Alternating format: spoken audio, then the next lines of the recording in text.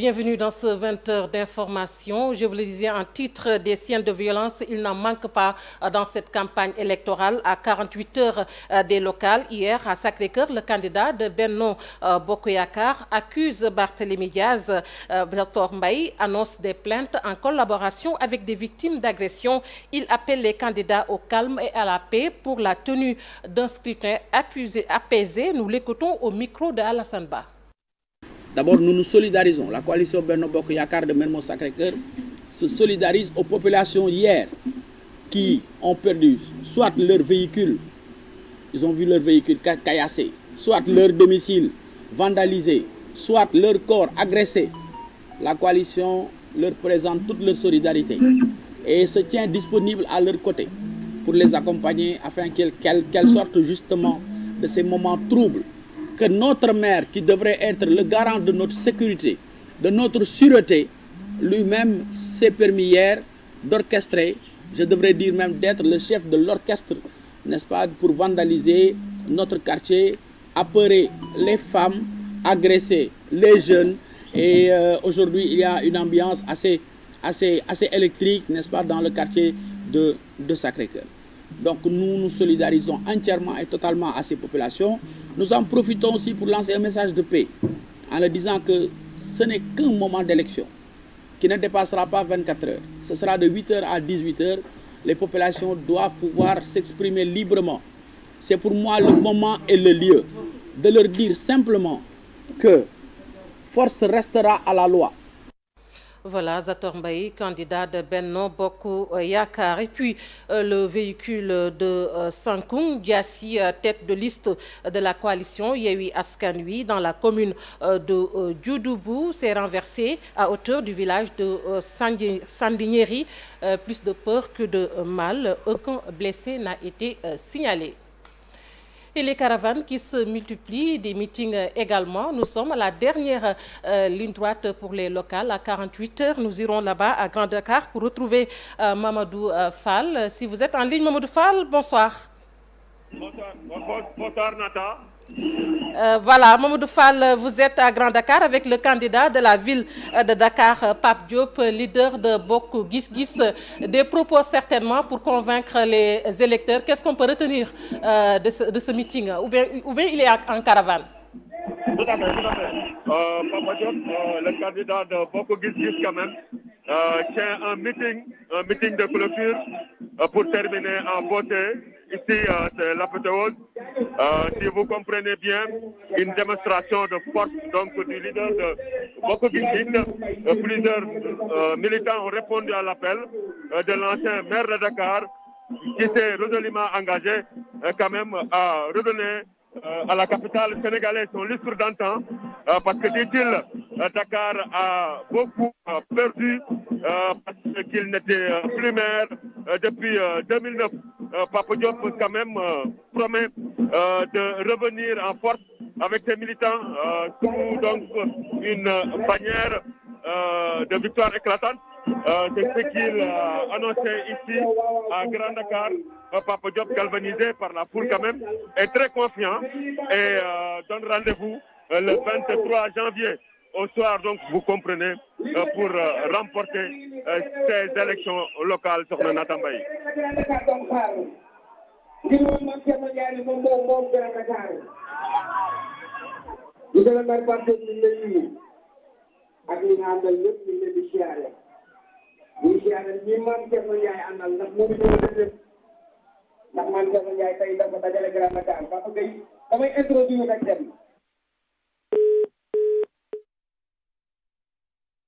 Il y a eu donc, nous avons quelques soucis avec Mamadou Fall. Peut-être nous aurons, avant la fin de cette édition, Mamadou Fall qui va certainement nous parler de ce meeting.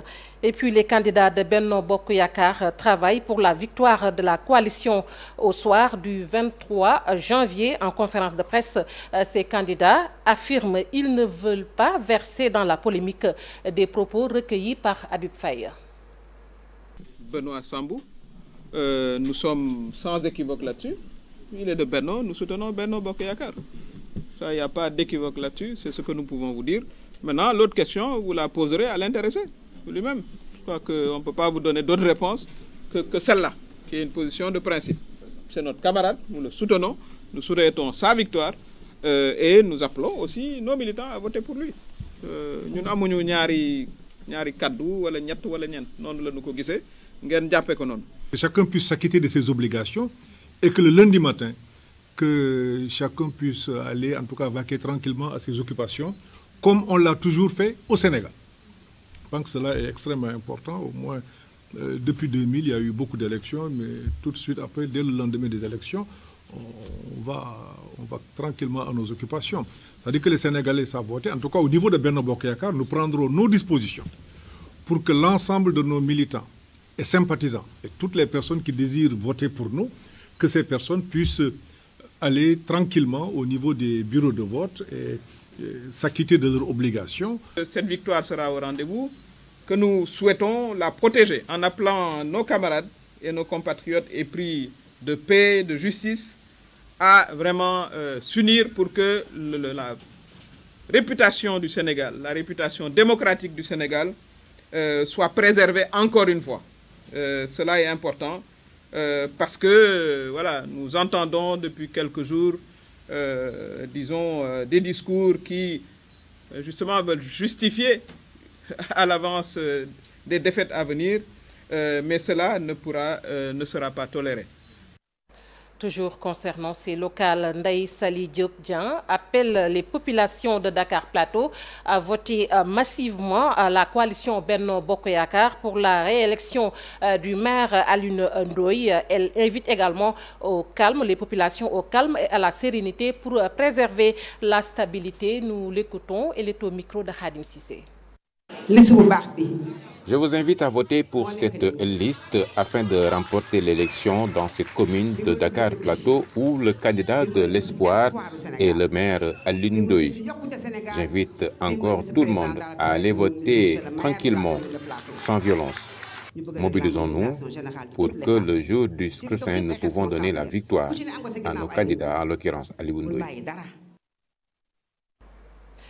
Je vous l'annonce en titre, Ibrahima Kane, qui est au terrain Nord Foire avec le candidat de Benno Bokk Yakaar, Abdoulaye Diouf Sarr, pour la mairie de la ville de Dakar. Ibrahima Kane, si vous êtes en ligne. Ibrahima, bonsoir. Bonsoir, Fatine. Voilà, je le disais tantôt, vous êtes là-bas à Grand Dakar pour le meeting du candidat de la coalition Benno Bokk Yakaar, Abdoulaye Diouf Sarr. Qu'est-ce qu'on peut retenir, Ibrahima Kane, de ce meeting? Sachez que le méga meeting vient de se terminer à l'instant. Nous étions au terrain de Nord Foire, précisément, et c'est devant une marée humaine que le candidat de la mairie de Dakar a clôturé sa campagne. Un méga meeting qui a regroupé presque tous les candidats de la coalition Benno Bokk Yakaar aux différentes communes de Dakar. Abdoulaye Diouf Sarr en a profité pour appeler les Dakarois à voter massivement Benno Bokk Yakaar pour le triomphe au soir du 23 janvier. Et concernant son programme pour un Dakar nouveau, le ministre de la Santé, candidat de la coalition Benno Bokk Yakaar à la ville de Dakar, a promis de faire de l'emploi des jeunes une priorité pour sa gouvernance. Il a promis également des bourses pour les étudiants, 1000 bourses pour les étudiants. Et concernant les femmes également de Dakar, il leur a promis des crédits avec des taux quasi nuls pour le remboursement.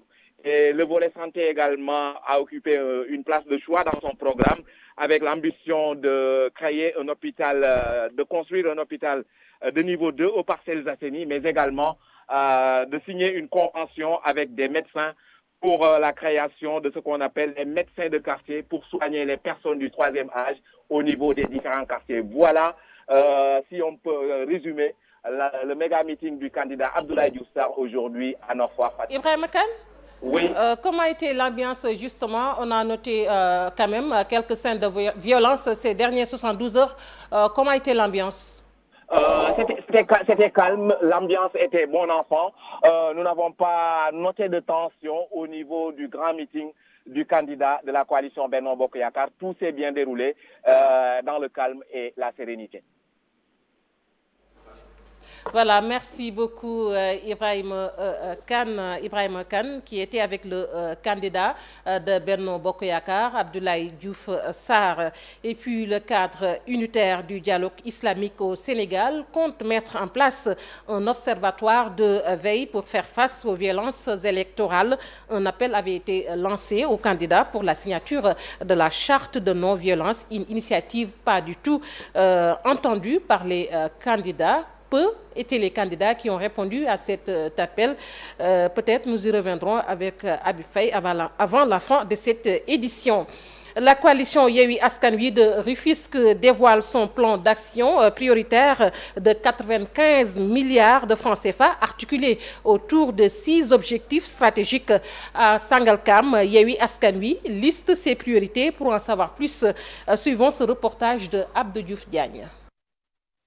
Investi par la coalition Yewwi Askan Wi pour le poste de maire de la ville de Rufisque, Dr Oumar Cissé compte s'appuyer sur le plan de développement urbain durable de la ville à l'horizon 2035 pour redonner à Rufisque son lustre d'antan. Si il y avait un plan de développement urbain durable, avec un plan d'action sur 5 ans, arrivé au terme de ces 5 ans, tu es contraint, même si tu avais exécuté toutes les actions, d'avoir un autre plan d'action sur un autre horizon.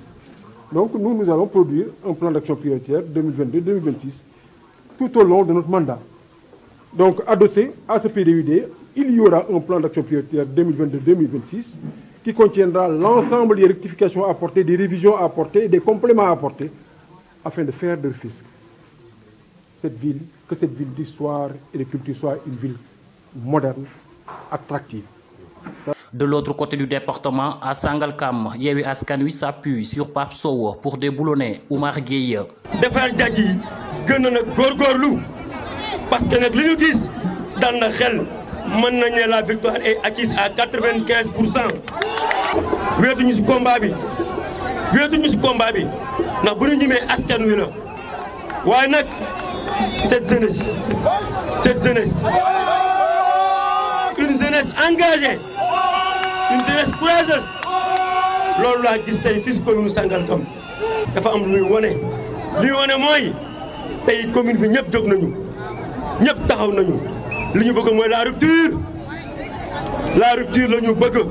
Askan Wi, qui est présente dans tout le département, ambitionne de créer une alternative générationnelle, une alternance générationnelle dans les différentes communes. La plupart de ces candidats investis sont des jeunes. Merci à vous Abdou Diouf Diagne. Dans la capitale du rail, les candidats ont rivalisé d'ardeur. Présentation des programmes pour convaincre les électeurs.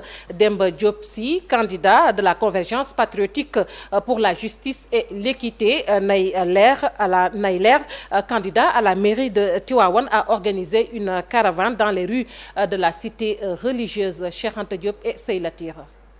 C'est l'apothéose dans les rues et ruelles de Tivaouane.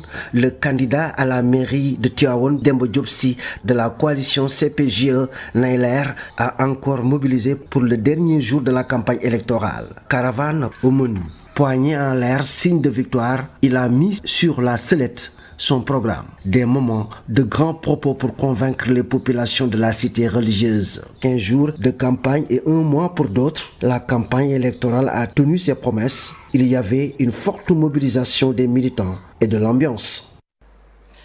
Cheikh Anta Diop, merci. Nous restons toujours avec les locales à 48 heures. Maïmouna Diaye, vous êtes à Grand Yoff, vous suivez pour nous la caravane du maire sortant, Soham El Wardini. Maïmouna, bonsoir. Bonsoir Fatou Kinedem. Voilà Maïmouna, qu'est-ce qu'on peut retenir justement de ce meeting ou bien de cette caravane du maire sortant, Soham El Wardini? Rappelons qu'il s'agit bien d'une caravane de... Allô? Vous êtes en ligne, oui. Il faut d'abord préciser qu'il ne s'agit pas d'un meeting, c'est une caravane.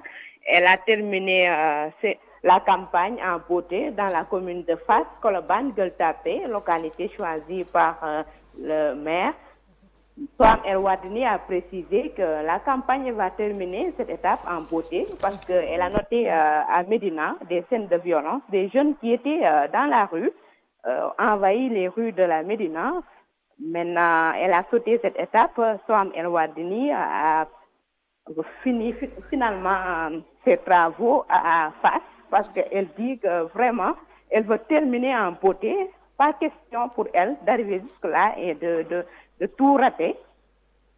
Oui. Soham El Wardini, rappelons que Fatou Nedem, Soham El Wardini, la fatigue se lisait sur son visage.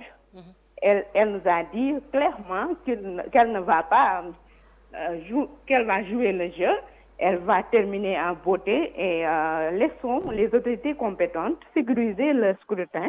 Elle dit que elle veut que les élections se passent d'une manière libre et transparente.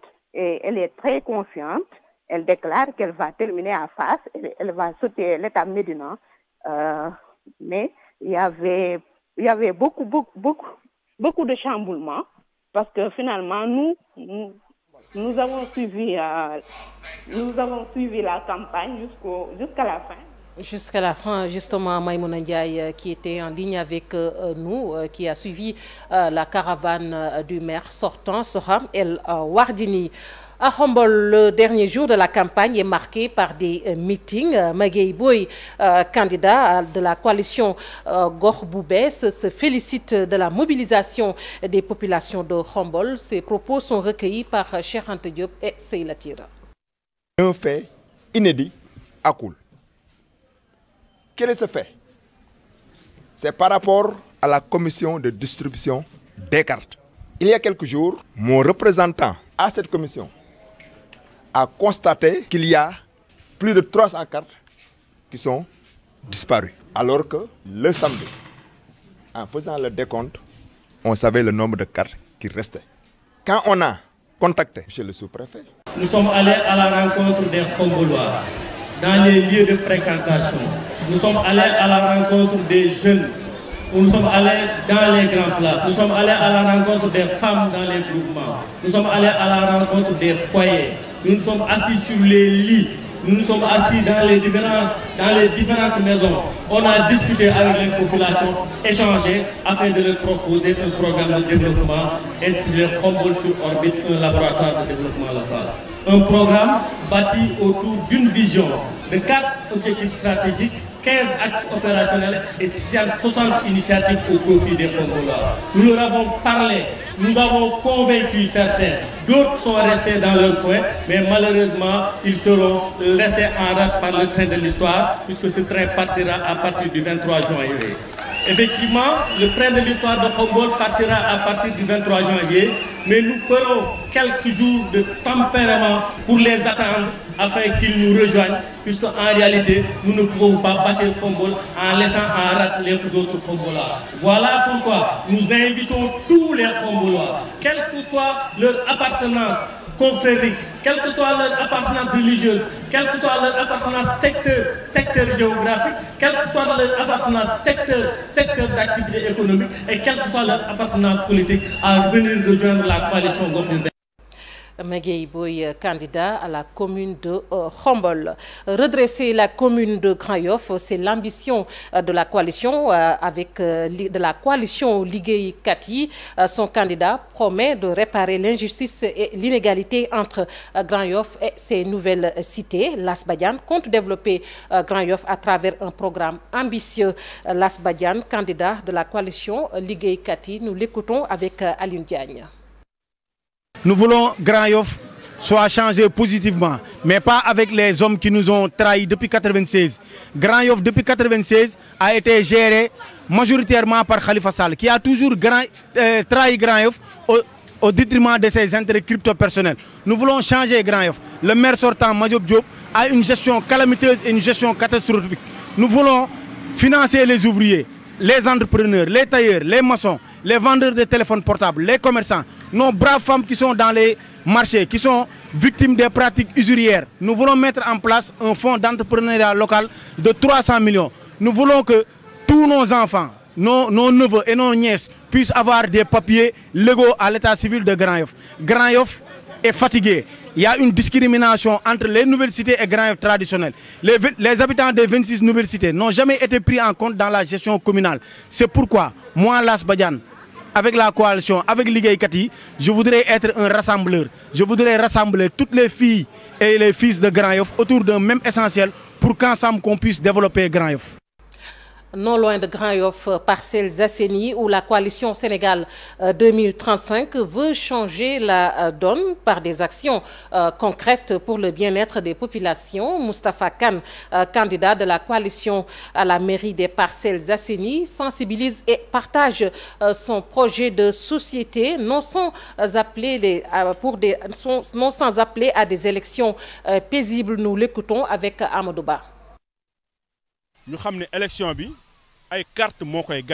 Ces élections ne se gagnent pas par la violence, mais par les cartes des électeurs. J'appelle toute la population des Parcelles Assainies à être derrière nous et nous soutenir, car nous voulons remplacer le maire sortant, Moussa Sy. Les Parcelles Assainies doivent nous revenir et nous faisons tout pour cela, car nous avons l'engagement, la détermination et le patriotisme pour y arriver.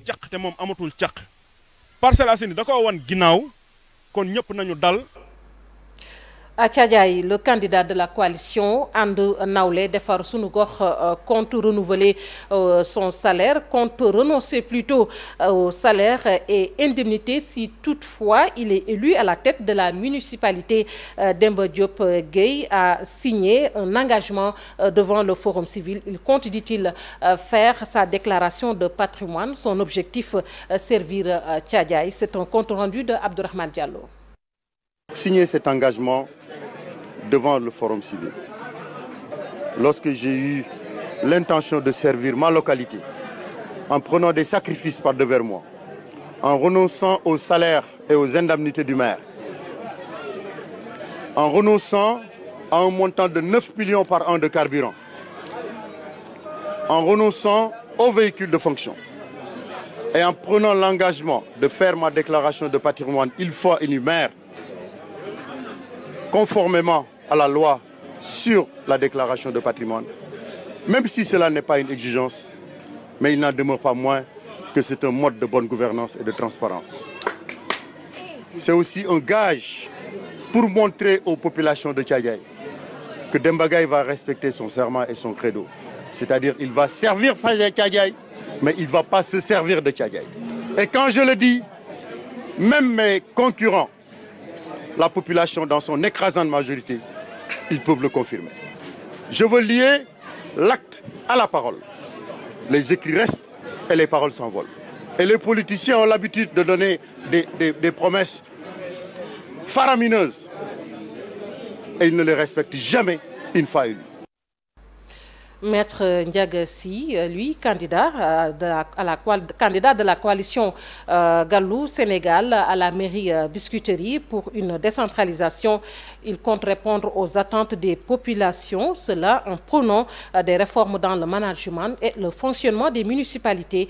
Il est interrogé par Maudou Diop. Écoutons-le. Nous avons choisi d'être libres et nous avons mis sur pied cette coalition. Tout est parti donc de constat, en ce qui me concerne, qu'il fallait essayer de faire bouger les lignes. Il est vrai que l'État du Sénégal, depuis avant les indépendances, même pendant la période coloniale, avec les municipalités, parce que les communes, on les appelait municipalités. C'est après les indépendances que les municipalités ont changé de nom pour devenir des communes. Et l'État a entrepris, bien avant donc les indépendances, une politique de décentralisation, c'est-à-dire de faire en sorte que les politiques publiques, les initiatives publiques, les ressources publiques puissent parvenir aux populations. La décentralisation a pour objectif et pour finalité de promouvoir le développement à la base. Parce que moi, ce qui me motive au-delà même de Biscuiterie, la commune à laquelle j'appartiens, c'est d'abord mon quartier de naissance. Et c'est comme ça que l'idée est venue de nous engager, de faire en sorte de faire revenir le centre de Bop, les écoles Cerf-Volant et autres dans le giron de Biscuiterie. Dissa Prera, que nous allons retrouver, il est avec le candidat de la ville de Dakar, Barthélémy Diaz. Dissa Prera, bonsoir. Bonsoir, Fatou. Dissa, vous êtes où exactement? Exactement, nous sommes à Ngor Village, Fatou. Ngor Village, c'est l'avant-dernière étape de Barthélémy Diaz, le candidat, comme vous l'avez dit, le candidat pour la mairie de Dakar de la coalition Yewwi Askan Wi. Auparavant, il faut dire que Barthélémy Dias a fait un peu le tour de certains quartiers de Dakar avec une caravane vraiment animée, notamment on peut dire le quartier Sicap Liberté de 1 à 6, le Sicap Dieuppeul, le Derklé.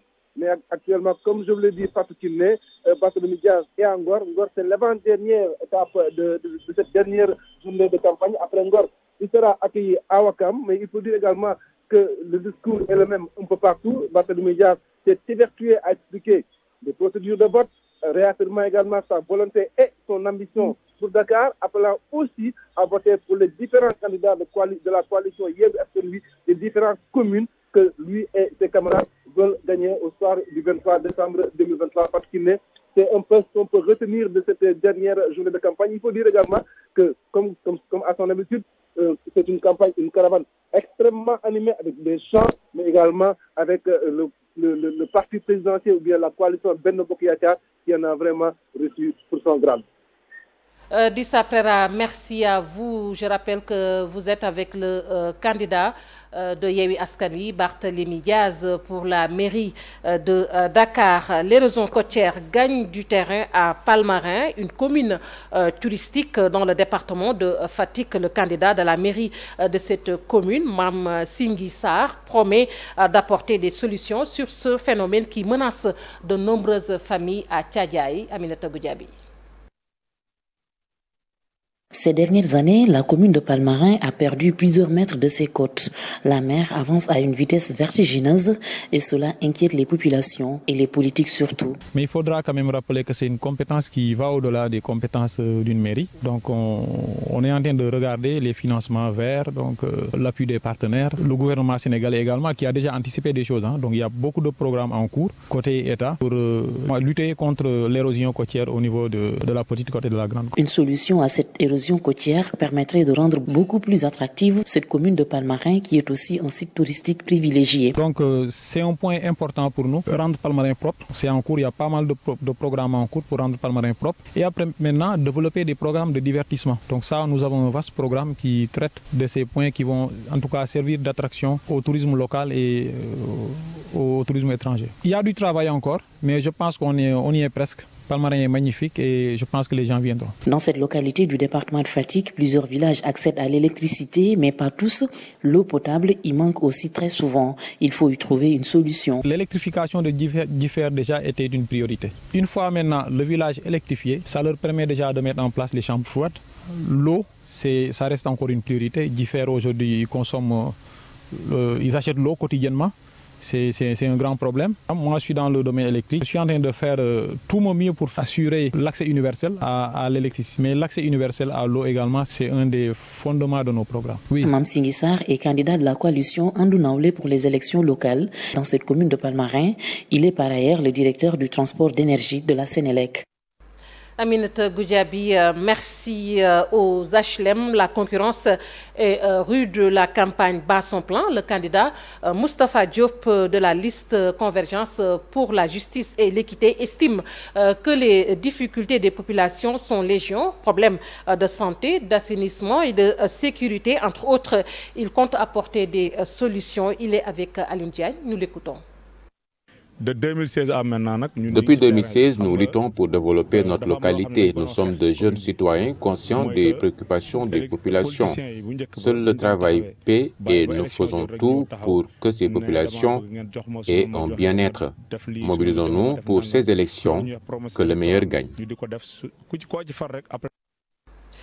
Et puis le parti République des valeurs de Pikine Nord compte relever le plateau technique dans la commune. Le leader Lamine Gueye souhaite faire plus que ses prédécesseurs. Une fois élu, l'assainissement constitue un point essentiel de son programme. Il a sillonné les rues de Pikine. Il est interrogé par Habib Faye et Pape Sangone Mbaye. Relever le plateau médical à Pikine pour que désormais aucun Pikinois ne quitte Pikine pour des soins. Aucun Pikinois ne quitte Pikine pour aller à Guédiawaye ou à Maris. Nous voulons relever le plateau médical et aussi vraiment assainir l'éducation, doter la jeunesse des moyens de s'instruire. On ne peut pas comprendre une ville comme Pikine, si peuplée, qui manque de toutes les infrastructures nécessaires. Quand on veut se soigner à Pékin, on est obligé d'aller à Guédiawaye ou à Maris ou à Dakar. C'est ce qui est normal, c'est ce qui est anormal. Nous, en tant que Pékinois, maintenant, nous sommes rêvés vraiment pour que cette classe politique soit remplacée, soit renouvelée. C'est pourquoi beaucoup d'entre nous sont des novices en politique. Les priorités sont la santé et aussi la jeunesse. Pour qu'une ville puisse avoir de l'avenir, il faut que cette jeunesse soit bien préparée. On dit toujours que la jeunesse est de l'or, mais il faut qu'elle soit bien formée et bien... Et puis, mot de culture dans cette édition, nous allons à la rencontre d'un artiste, un virtuose de la flûte Peul, Ousmane Ba Kaouba, pour les intimes, fait partie de ces artistes qui s'investissent sur le paysage culturel pour la sauvegarde d'un instrument traditionnel de plus en plus oublié. Kaouba est sollicité par les artistes de renom pour apporter une autre touche. Ibou Diouf et Alioune Diagne sont allés à la rencontre de cet artiste, un amoureux de la flûte.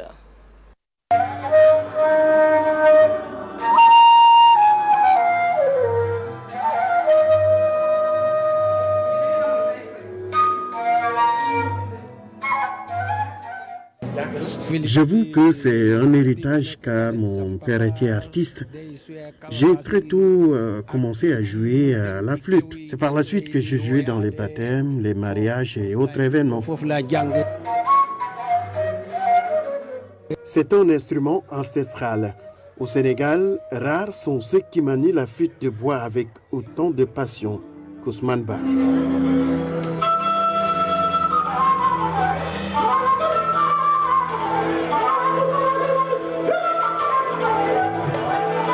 Dépoussiérer cet instrument, qui est un millénaire, en l'adoptant à la musique traditionnelle d'abord et moderne après. Il s'agit de la flûte Peul. Les Wolofs l'appellent Tokoro et Bambo pour les Bambara.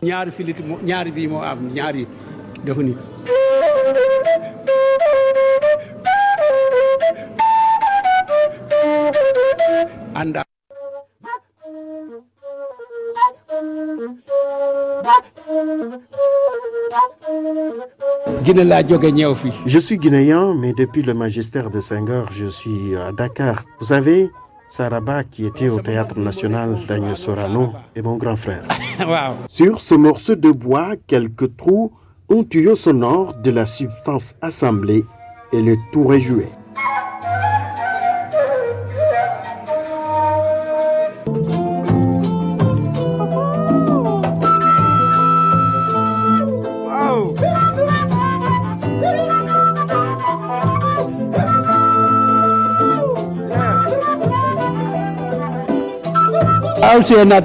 Avec ma flûte, j'ai joué avec le ballet de Dakar, j'ai joué avec Abdoulaye Sissoko qui était souvent au Festival des Jazz de Saint-Louis, mais aussi avec Kumba Gawlo Seck, surtout lors de l'enregistrement de son dernier CD. Cet instrument, bien pensé, collé, mastiqué à merveille, a permis à Ousmane Ba, plus connu sous le nom de Pakao, de jouer avec des artistes de renom et de faire le tour du monde avec sa flûte.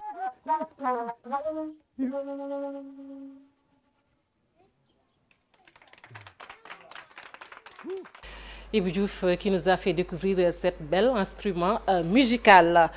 Parlons sport avec Aliou Cissé, le sélectionneur national des Lions qui a fait face à la presse sportive sénégalaise. Aliou Cissé a décliné sa feuille de route pour les huitièmes de finale. Le Sénégal qui va affronter le Cap-Vert en huitièmes de finale. Compte rendu avec nos envoyés spéciaux à Bafoussam, Mamadou Ndiaye et Ahmed Niang.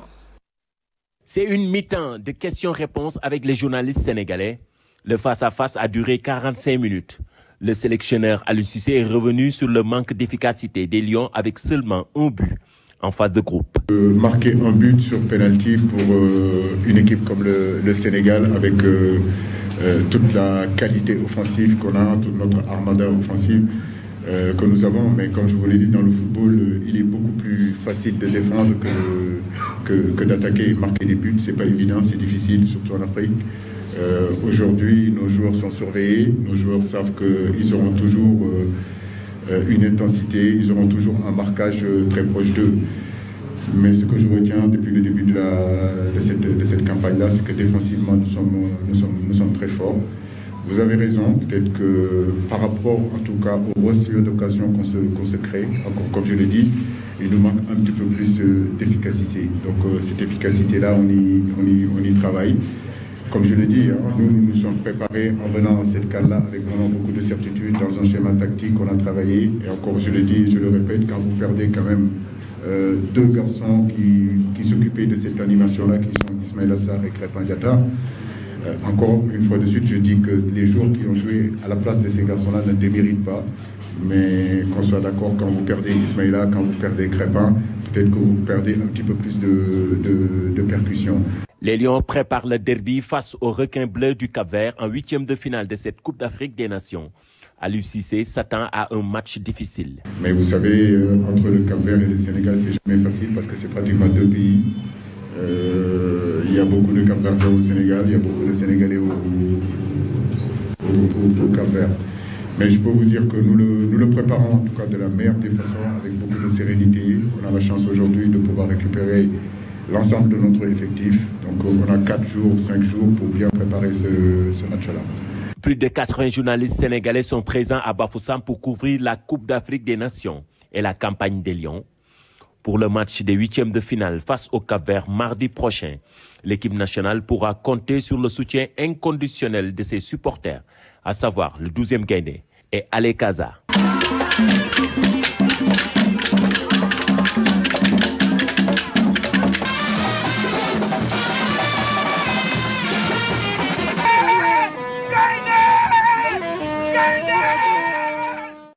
Mamadou Ndiaye, concernant le retour d'Ismaïla Sarr, le sélectionneur donne des nouvelles du jour. Il sera là dans 5 jours, informe Aliou Cissé, que nous écoutons toujours au micro de Mamadou Ndiaye. Moi, la seule chose que je regarde, c'est ce que je vois, ce qui est concret. Et ce qui est concret, c'est qu'Ismaïla a repris le ballon. Ce qui est concret, c'est qu'il se sent bien mentalement. Ce qui est concret, c'est que les mouvements qu'on est en train de voir, et ça, c'est les vidéos qui le montrent, que le garçon est en marche de progression au niveau de sa santé. Et qu'aujourd'hui, quand on nous dit que quand il va revenir dans 15 jours, moins de 15 jours maintenant, qu'il est capable de réintégrer le groupe, je ne vois pas pourquoi je vais douter sur ça. Je ne suis pas médecin, je crois en mes médecins, je crois à ces spécialistes aujourd'hui qui se sont occupés d'Ismaïla Sarr du début jusqu'à l'heure où je vous parle. Donc pour moi, on est optimiste de pouvoir le recevoir peut-être dans 5 jours ou bien dans 10 jours. Voilà, c'est la fin de ce 20 heures d'information. Merci de l'avoir suivi. Merci à la réalisation. Merci également à la partie technique. Bonne suite des programmes sur TFM. L'information continue sur www.igfm.sn.